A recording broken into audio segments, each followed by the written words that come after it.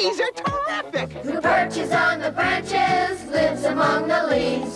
Friendly Carly Cardinal, talking about trees. Sometimes people take for granted about the best things ever planted, but they should be enchanted, should appreciate their trees. Trees, Carly's Arbor Day Foundation spreads the word across the nation about trees. Trees are terrific!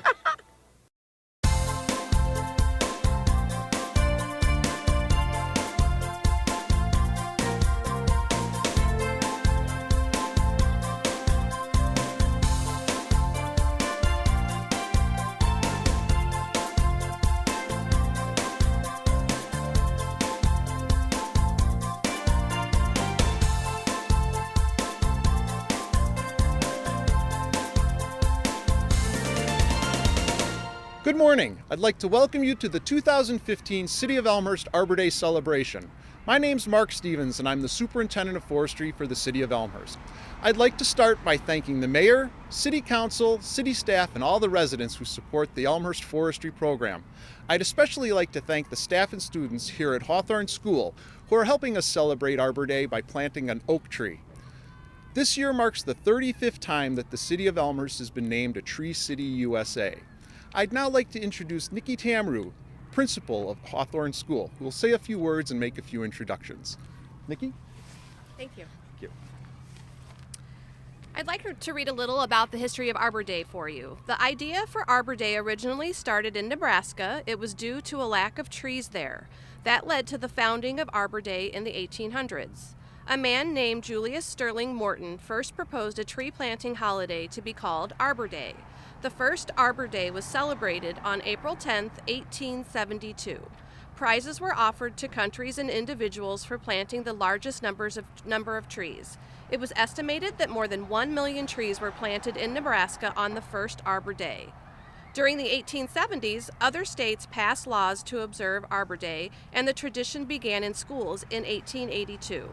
Illinois celebrated its first official Arbor Day in 1887, and we continue the tradition today here at Hawthorne School.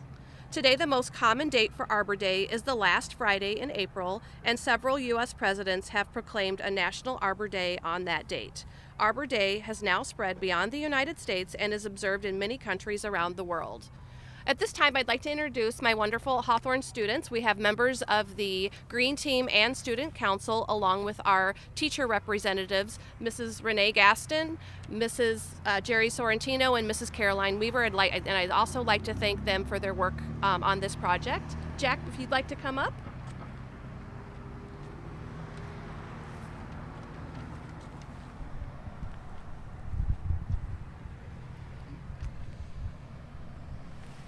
There is a Chinese proverb that says, "The best time to plant a tree was 20 years ago. The next best time is now."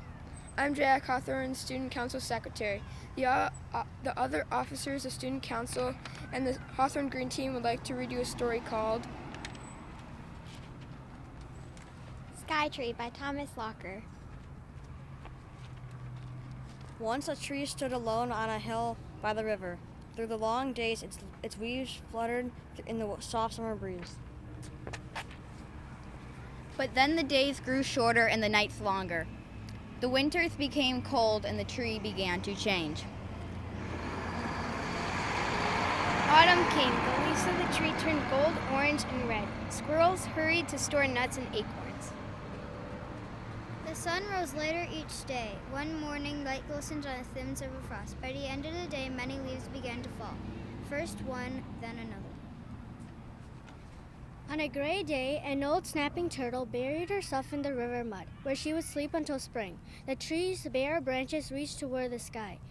The clouds opened, and for a moment the sky filled the branches. On a misty morning, a flock of birds landed where the tree's leaves had been. The birds chirped, squabbled, and sang, but suddenly the wings beat the air and they flew away. Clouds gathered and filled the tree's empty branches and then drifted away. Ice formed on the river's edge. With its roots deep in the earth, the tree stood ready for winter. Snows fell. Snug in their nests, a family of squirrels huddled close through the cold winter days. At night, millions of stars twinkled among the branches of the tree. Beneath the river ice, the old snapping turtle slept. The world was waiting for spring. Late one afternoon, a golden light streamed through the clouds and warmed the tree. The ice on the river began to melt, and the snow disappeared into the ground. The smell of wet earth filled the air. Squirrels raced through the fresh grass and up the tree. Sap rose to the tree tight buds. The old snapper crawled out of the mud to lay her eggs on the warm hillside. The tree's leaves uncurled in the spring sunlight, and the birds returned to build their nests for their young. The tree stood on the hill by the river. Once again, its leaves fluttered in the soft summer breeze.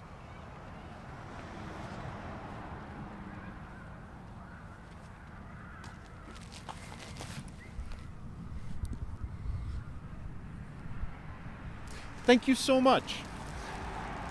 I'd now like to read the Arbor Day proclamation signed by Mayor Morley.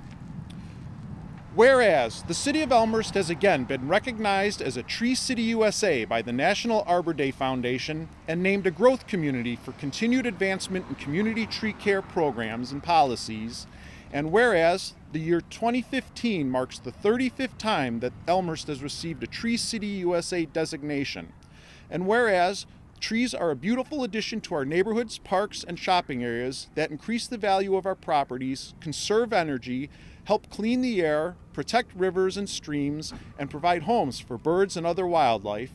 And whereas the employees of the Forestry Division of Public Works provide an essential service to Elmhurst by planting and caring for the trees that enhance the beauty and quality of life in our community. And whereas the City of Elmhurst will observe National Arbor Day on Friday, April 24th, 2015 at 11 a.m. by planting a white oak tree at Hawthorne School in conjunction with the staff and students of Hawthorne School.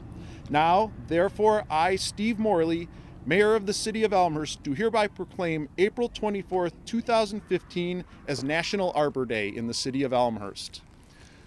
Before we close, to say thank you, I'd like to present the principal an Arbor Day flag that they can fly at school if they so choose. Ms. Damaru? Thank you. You're welcome. We are honored to accept this. Thank you so much. Do you have any closing remarks you'd like to make? I would just like to thank the City of Elmhurst for partnering with us. We are excited to have a native oak tree on our property. Our native insects and animals will enjoy it for many years, and so will we. Thank you very much.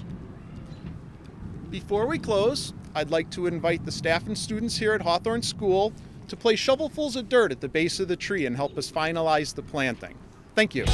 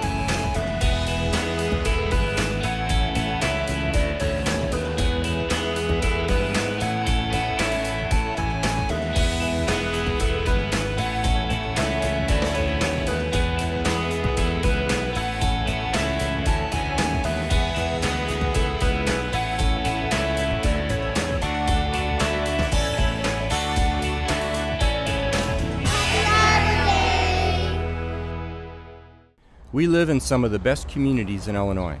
We care about our neighbors. We work hard to preserve our quality of life. But there's something we forget about in Elmhurst. A river runs through it, and it's up to us to protect it. Our storm drains flow to Salt Creek, and that means our harmful waste does too. So try using fewer chemicals on your lawn. Avoid leaking fluids from cars. And grow native flowers and plants to absorb more rainwater. Don't muddy the waters. Do your part to clean up Salt Creek.